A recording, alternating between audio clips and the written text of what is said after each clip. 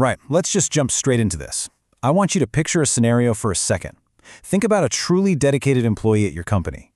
We're talking about someone who's been grinding it out, working honestly for you for 10 solid years. They never ask for unnecessary time off, they never cut corners, and they absolutely never let the company take a hit on their watch. They are literally the backbone of your day-to-day operations. But then, something happens. Would you actually fire a loyal 10-year employee over a single, totally unverified rumor? Imagine that based on just one misunderstanding, a bit of break room gossip, you just immediately let them go. No investigation, no questions asked. And then, a few hours later, the dust settles and the real truth comes out. You realize that the very person you just fired had actually just saved your company from losing millions. Could you bring them back? I mean, you can try, sure, but the reality is, some mistakes just can't be fixed with a quick apology. That trust, it's permanently broken. And that brings us to the core of today's explainer, the price of trust. To really wrap our heads around the gravity of this, we need to step back in time. Long ago, in a quiet village, lived a Brahmin named Davis Sharma. His world was pretty small but incredibly happy. Just him, his wife, and their newborn son. One day, he stumbles across a tiny orphan mongoose pup near their house. Its mother was probably taken by a hunter, and this little guy was terrified, hungry, and completely alone. So, moved by pity, the Brahmin brings it inside. Now, his wife, she is terrified. She thinks this wild animal is going to hurt their kid one day. But the Brahmin just smiled, because he truly believed that a lovingly raised soul never breaks trust. So, the baby and the mongoose grow up together. They play together, they sleep together. The mongoose turns into this fierce protector of the house. But the wife, she always had this lingering fear, trust, and suspicion just living under the exact same roof. Then comes the fateful day. Notice how fast this all goes down. The Brahmin gets urgently summoned by the king. At the exact same time, his wife has to go fetch water from the river. She explicitly tells him, do not leave the baby alone. He promises he won't. But fate intervenes, right? The king's messenger comes back demanding he leave right this second. So torn between royal duty and his kid, he looks at the mongoose, strokes its head, and says, my friend, today my son's safety is your responsibility. He leaves. The house is dead silent. But seconds later, a massive, black, highly venomous cobra starts slithering through a hole in the wall, heading straight for the sleeping baby. Which leads right into this deadly struggle. The mongoose's ears perk straight up. He catches the scent in the air, he senses the lethal danger immediately. The baby is still fast asleep. The cobra reaches the cradle, rears back, bares its fangs. One strike is all it would take. But before the snake can even move, the mongoose just launches at it with lightning speed. It is a vicious, bloody battle. Dust is flying everywhere, pots are shattering, the cobra is hissing wildly, trying to land a venomous bite, while the mongoose is just dodging and counterattacking. He gets bitten, he's bleeding, but he absolutely refuses to back down. Because here's the thing, he wasn't trying to save his own life. He was protecting his master's child. He was taking these crazy lethal risks entirely out of loyalty. The snake keeps striking his neck, but the mongoose just keeps getting back up. Finally, with one precise, desperate leap, he bites down hard on the cobra's neck. The snake thrashes, struggles, and then it's over. The exhausted mongoose, completely covered in blood, looks at the safe, sleeping baby and then proudly goes to the doorway to wait for his master to come home. Meanwhile, the wife is walking back from the river, humming happily, carrying this heavy pot of water. She gets to the door and the mongoose runs up to her joyfully, practically saying, look, I saved the baby. But she doesn't see a hero. She just sees a wild animal covered in blood.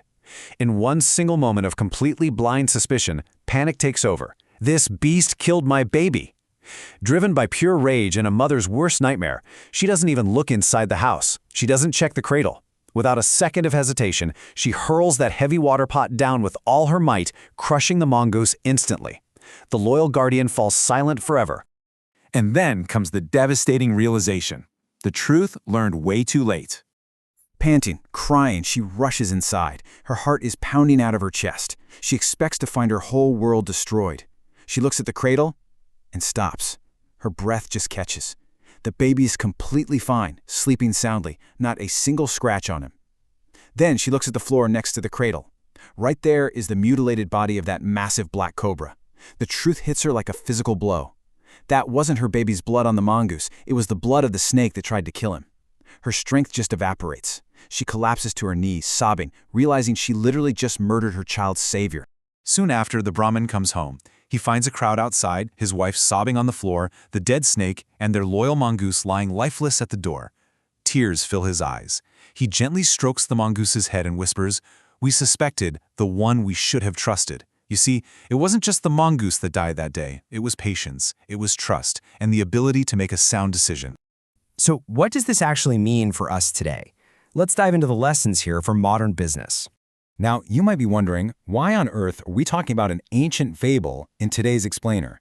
Because, believe it or not, this exact tragedy happens in factories and corporate offices every single day. The mongoose, that is your most loyal employee. Think about the person who works late, who catches errors before they cost you money, who sacrifices their own time for your clients.